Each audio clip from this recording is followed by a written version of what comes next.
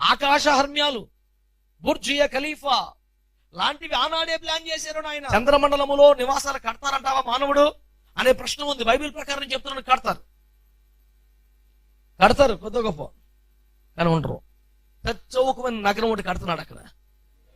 750 కోసులు అంటే ఎత్తండి, మీరు క్యాల్కులేట్ చేస్తాం చేయండి. అసలు ఎట్లా లెక్క పెడతారు మీరు? అసలు మొత్తం జనాభాలో కనీసం అమాయక క్యాల్కులేషన్ ప్రకారం 50% గ్యారంటీ పరలోకం వేచి.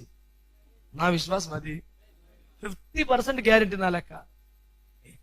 ఉదాహరణకి యేసుప్రభు లెక్కలేండి చెప్పండి. కనుక అతను సౌకర్యము లేక ఇల్లు కట్టుకోలేదా? మరి ఏం చేశాడు? డబ్బుని రోజు చూస్తూ ఏమండి దాకిని కామిని యామిని దయ్యాలు ఉన్నాయట. అందరూ వచ్చారు. మోషే ఏమిటి విశేషాలు? చాలా విశేషం ఉంది. పరలోకమందున్న దేవుడు మన మధ్యలో ఉండాలనుకున్నాడు. Wow, praise the lord.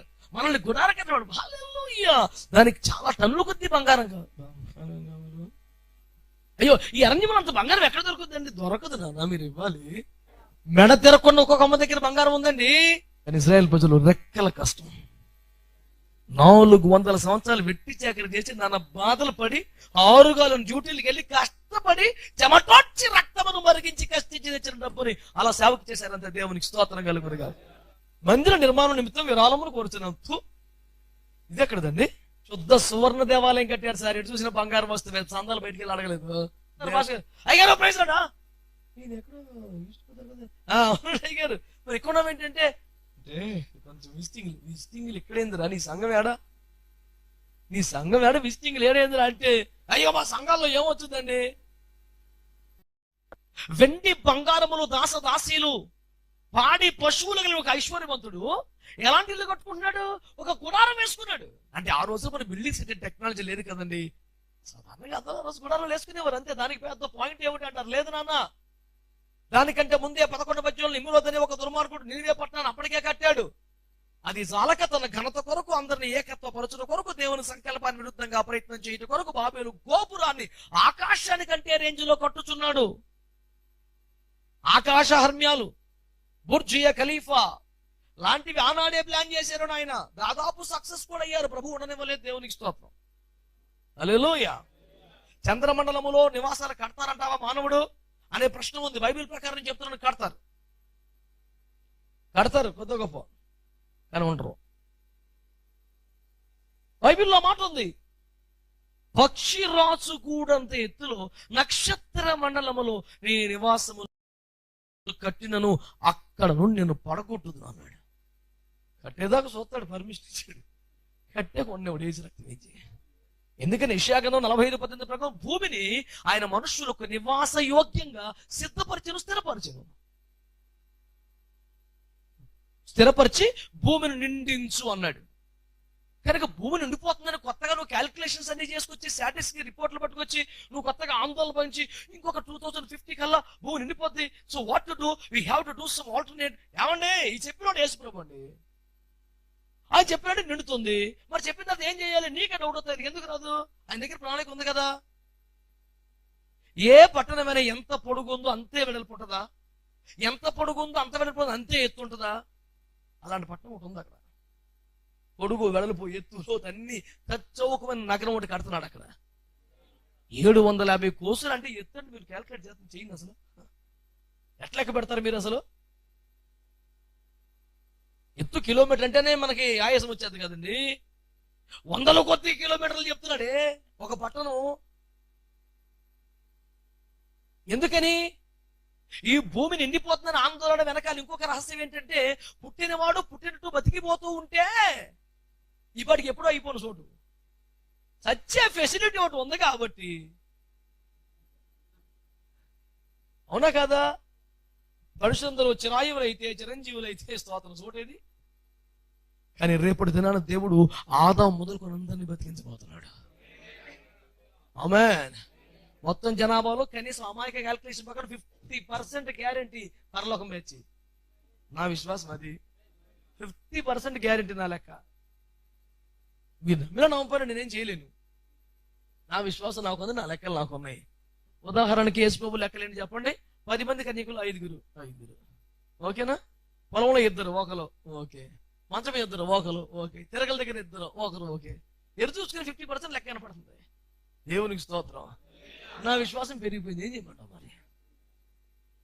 పైగా నేను అప్పుడప్పుడు పరికించే ప్రసంగాలు రైనడ్ బాంకే గారు ఆయన అంటాడు, every time I take microphone I cry and demand the hell empty and heaven full.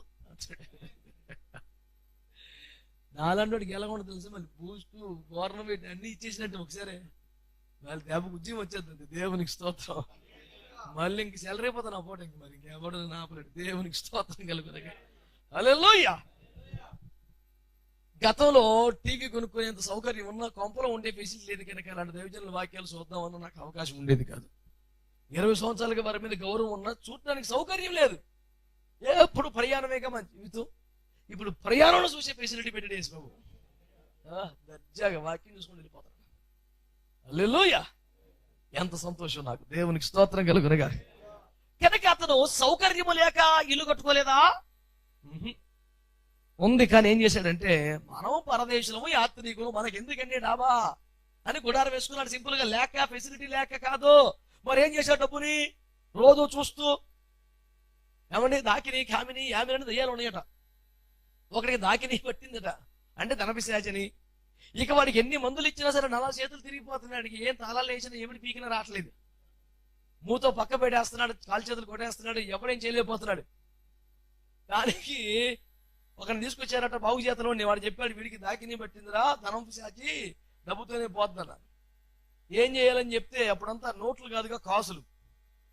ఈ కాసులని డబ్బులు నాణ్యాలు పట్టుకొచ్చి ఒక రాగి చెంబులో వేసి గ్లాసు నీళ్లు పోసి అట్లా బాగా కడిగి, ఏంటి ఆయా కాసులు కడిగి ఆ నీళ్లు తాగిపించారంట. దెబ్బలు వేసుకొచ్చారు. ఆడి దయ్యానికి మందదట. సరదా చెప్తారు జనం.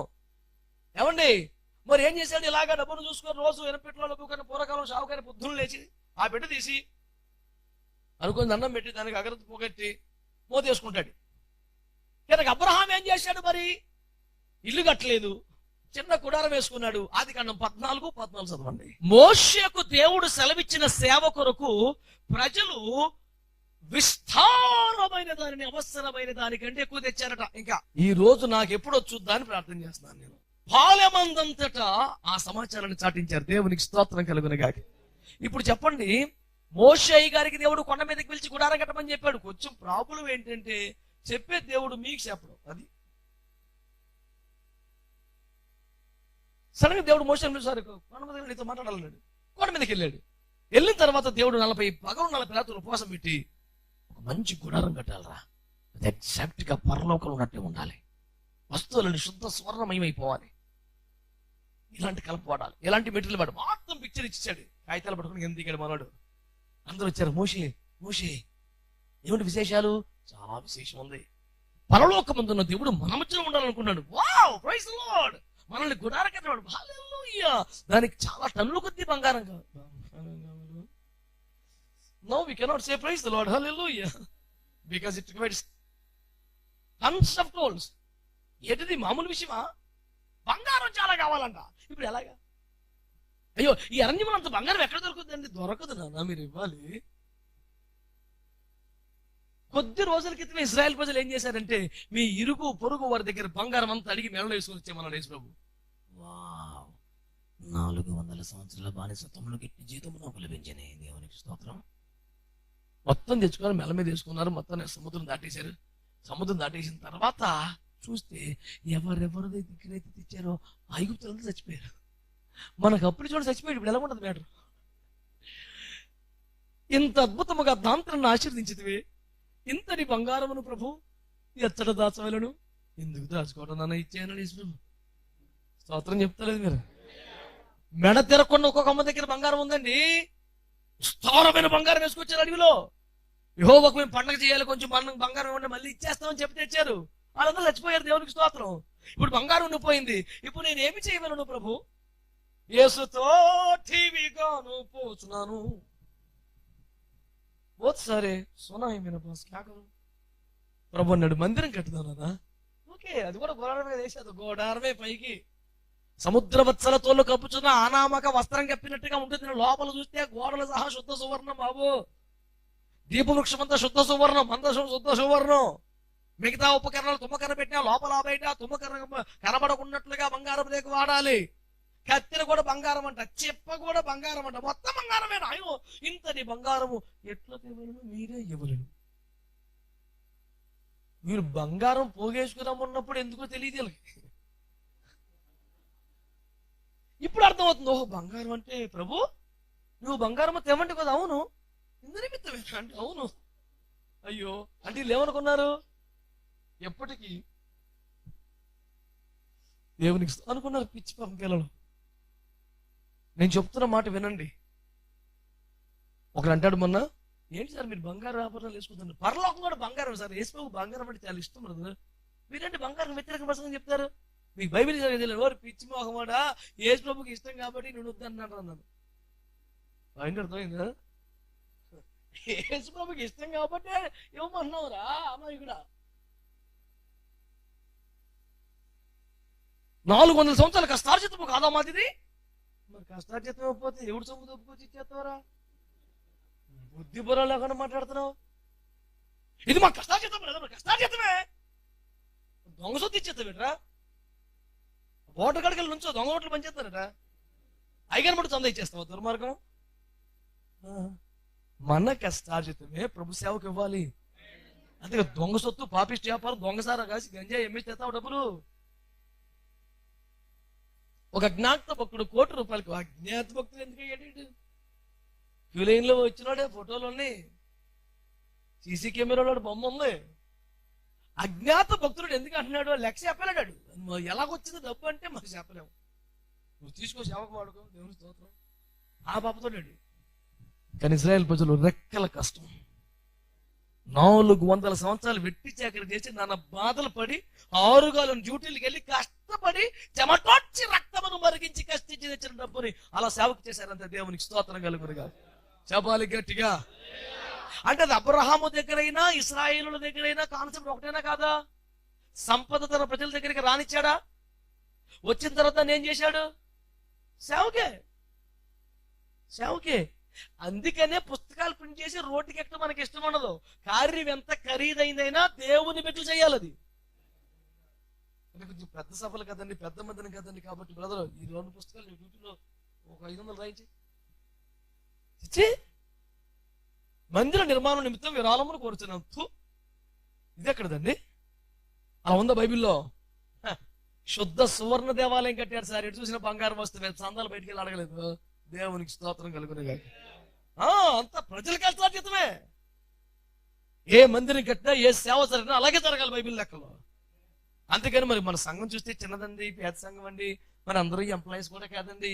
అందుకని బ్రదర్ మీరు కొంచెం చచ్చిపోవాలి తప్ప అలాంటి పాపిష్టి పని చేయకూడదు. స్టీల్ ప్లాంట్ లో ఫస్ట్ వీక్ ఎంతమంది పాస్టర్ కనబడుతుంది, మెట్లు వచ్చేది. నేను రాష్ట్రపతి తిరిగే మనిషిని కదా. ఫస్ట్ వీక్ లో నేను బయటికి వెళ్ళిపోతుంటే కార్ వేసుకోవాలి, స్కూటర్ వేసుకోవాలి, కనబడతారు పాస్టర్ అయ్యారో ప్రైజ్ రాడా నేను ఎక్కడో అయ్యారు. మరి ఎక్కువ ఏంటంటే కొంచెం విజిటింగ్లు ఇక్కడేందిరా, నీ సంఘం ఏడా, నీ సంఘం ఏడా, విజిటింగ్లు ఏడేందిరా అంటే, అయ్యో మా సంఘాల్లో ఏమొచ్చుందండి అందుకే ఏడబడ్డా వచ్చి కరెక్ట్ ఇది. ఇప్పుడు చాలా మందికి సేవ అంటే ఏంటంటే విజిటింగ్సే.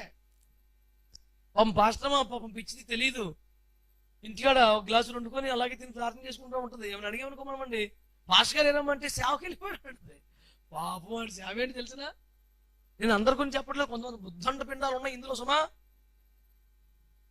పొద్దున బ్రేక్ఫాస్ట్ ఒక దగ్గర అయిపోతుంది, లంచ్ ఒక దగ్గర అయిపోతుంది, ఎప్పుడు అమ్మాయికి డిన్నర్కి చేరతాడు కొంపకి. ఈ అమ్మనుకుంటుంది పాపం కష్టపడి టిఫిన్ కూడా చేయలేదండి పాస్టర్ గారు సేవకి వెళ్ళిపోయాడు. ఎప్పుడంటే తిండి మీద కూడా శ్రద్ధ ఉండదండి మా గారికి. ఎందుకండి అమాయకమైన తిండిలోకి వెళ్ళిపోయాడు. నువ్వేమో మామూలుగా ఉప్మా పెట్టేస్తావు, పుల్లరి పెట్టేస్తావు, అక్కడ అయ్యగారు వస్తున్నారని వెరైటీ చేస్తున్నారు. ఒక సేవకుడు నాకు చెప్పాడు, నాకేం తెలిసింది, నేను ఆ బాబుతో కాదుగా, మరి నాకు ఎక్కడ తెలిసింది ఇదంతా. ఒక పాస్టర్ గారు చిక్కిపోయారు సడన్ గా. నేను అయ్యగారు ఏంటంటే చిక్కిపోయారన్నాను. ఇంక ఇంటి దగ్గరే ఉన్నాను కదండి ఈ మధ్య. అరే ఏం ఉల్టా బోల్ది అరే కదా. నాలంటాడు ఇంటి దగ్గర ఉంటే కొంచెం తయారైపోతాడు. అసలు ఖాళీ ఉండలేదండి అందుకే చిక్కిపోయినంటే అర్థం ఉంటుంది, కానీ ఇంటికాడే ఉన్నాను చిక్కిపోయినంటాడు ఏంట్రా. అంటే చెప్పాడు క్లియర్ గా. మనం మీటింగ్స్కి వెళ్తే పెద్ద దైవజనులు వచ్చారని రకరకాలు పెడతారు సార్. ఇంటి దగ్గర ఏముంటుంది సార్, ఆ వంకాయలు బెండకాయలు బీరకాయలు ఇయే కదా సార్. మీటింగ్స్ లోకి వెళ్తే మళ్ళీ అందులో ఒక పెద్ద మరమం పేతురు గారిని పెడతారు, యోనా గారిని పెడతారు, మరి అబ్రహాం గారు ఓయ్ నాలుగు గుజి పేరు తప్పిపోయిన మొన్న పెట్టలాగా అన్నాను. లేదులేండి. ఇది కరెక్ట్ అంటారా సేవ? పాపం ఈ మాట సేవకే ఆ పాపం పిచ్చి పాస్టర్ అయ్యగారు సేవకి వెళ్ళిపోయాడు అంటుంది. ఈ ఒక్క ఆత్మను సంపాదించుకోండి. ఇప్పుడు వారం అంతా సేవకి వెళ్ళారు కదా, ఆదివారం కొత్త వాళ్ళు వచ్చారు హెచ్చింగ్ మీరు వాళ్ళే. మరి వారం అంతా సేవకి వెళ్ళిపోయి కొత్తవాడు ఏడ్రా, కొత్త నేను దర్శించాడు, కొత్త దర్శిస్తే టిఫిన్ ఎలా కొత్తది? ఈరోజు ప్రభు నీతో మాట్లాడుతుంది ఏంటో ఆలోచించు ఒకసారి. మన కష్టార్జితాన్ని ఎలా కన్వర్ట్ చేయాలి, ఎక్కడ ఇన్వెస్ట్ చేయాలి ఆలోచించు. దేవునికి స్తోత్రం.